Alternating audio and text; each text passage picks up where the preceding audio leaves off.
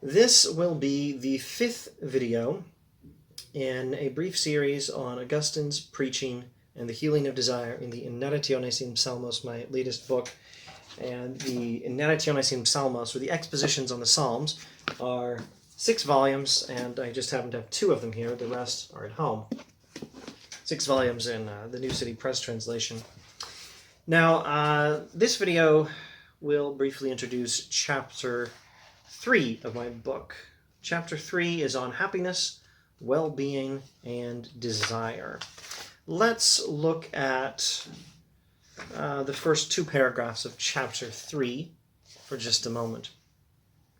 Augustine has been writing on happiness, well-being, and desire since the Cassiciacum Dialogues. That's his earliest writings, his earliest surviving writings, and his earliest Christian writings.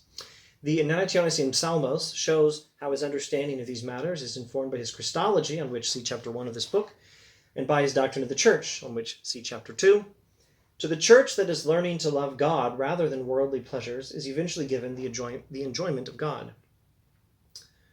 Our desires are known and judged by God, who not only commands but also enables us to love rightly. God commands us to love things as we should, and only God can enable us, and God does enable us to love things as we should.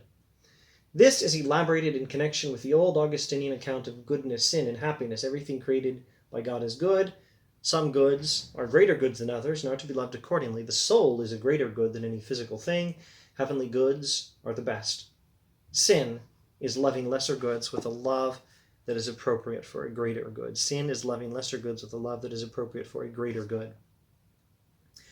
Disordered love leads to misery and destruction, the natural consequence of loving something with a love that doesn't fit it.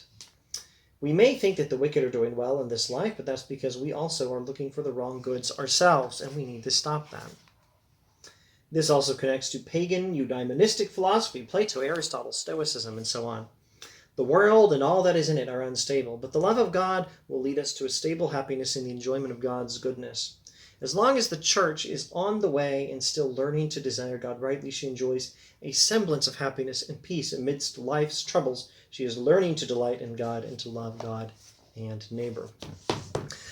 One important thing in Chapter 3 of my book is Augustine's sermon that considers the famous line in Psalm 42, or that's Psalm 41 in the Septuagint numbering, which Augustine follows. The famous line specifically about the deer longing for the water. This is the soul's thirst for God, a thirst experienced in and increased through the life of the Church. One of the major highlights of the Expositions and an important focus of Chapter 3 of my book is Augustine's sermon series on Psalm 119. That's 118 in the Septuagint. We all desire happiness, and the right way to seek it is in accordance with and by loving, with Christ's help, God's law. The right way to seek happiness is in accordance with God's law and by loving God's law, which is something Jesus can help us with. Thus, says Augustine in his sermons on the Psalms. More on that in Chapter 3 of my book and in the Expositions themselves.